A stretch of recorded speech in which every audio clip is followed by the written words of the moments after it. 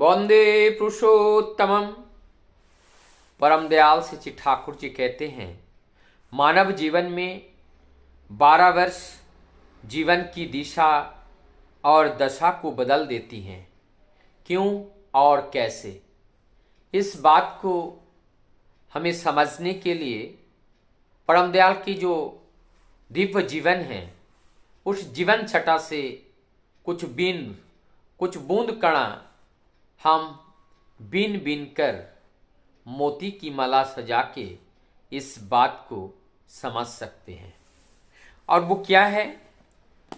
ठाकुर जी की जो दीक्षा पद्धति में भी ठाकुर जी जो बताए हैं, बच्चे का उम्र जब 5 वर्ष हो तो उन्हें नामदान की जरूरत है, और जब वो 12 वर्ष की हो तब उन्हें दीक्षा देना जरूरत है। तो यहाँ पर ये जो 12 वर्ष की जो बात है, 12 वर्ष ही दीक्षा का टाइम क्यों रखा गया, इस बात को समझने के लिए वैज्ञानिक दृष्टिकोण से हम लोग समझने का प्रयास करेंगे। 12 वर्ष बच्चों के अंदर ऐसा एक वर्ष है, ठीक इसके बाद जैसे ही क्रॉस करते हैं बच्चे प्यूबर्टी की ओर चला जाता है। उनके अंदर अनेकों प्रकार के हार्मोन्स डेवलप होते हैं, और हार्मोन्स डेवलप के साथ साथ उनके अंदर शारीरिक संरचना में भी परिवर्तन आना शुरू हो जाता है। और जब इस शारीरिक परिवर्तन आना शुरू होता है, हार्मोन्स का सिक्रेशन बढ़ जाता है, तब ये शरीर का एक डिमांड भी बढ़ने लगता है।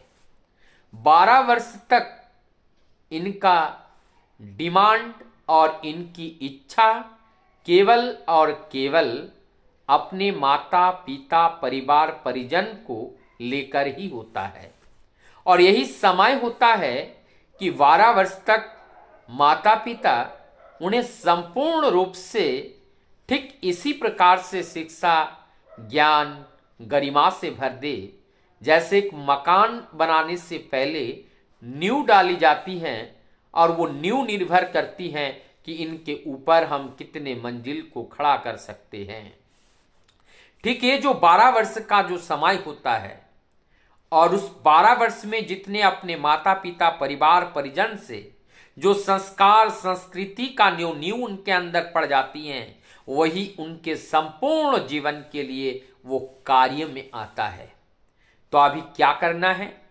ये जो 12 वर्ष का समय है, 12 वर्ष समय को जानने के लिए, पढ़ने के लिए, नींव को मजबूत करने के लिए जरूरत है एक आचर्यवन चाल चलन।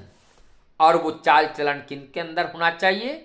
उस बच्चे के माता पिता के अंदर, क्योंकि वो माता पिता उनके जीवन के लिए वो आचार्य हैं, और माता पिता जो आचरण करते हैं बच्चा वही फॉलो करते हैं। इसीलिए बच्चा अपने जीवन में अपने माँ बाप के आचरण को ही ज्यादा अपने आत्मसात करते हैं, और इसमें वो ज्यादा सहजता का अनुभव करता है। तो ऐसे आचरण को वो ग्रहण करता है।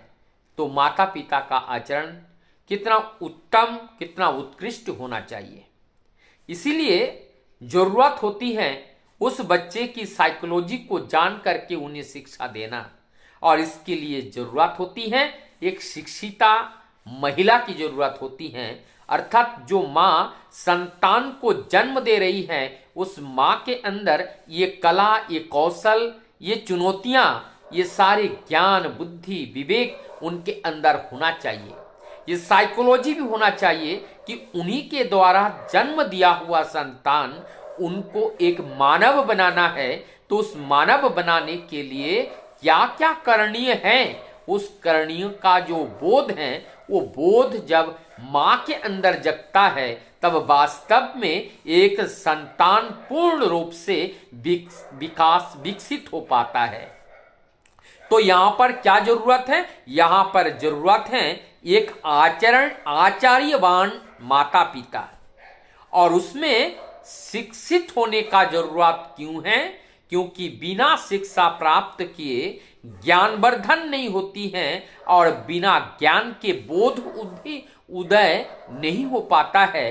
तो इसीलिए हमारी जो बोध का जागरण अगर करना है तो ज्ञान प्राप्त करना भी जरूरी होता है।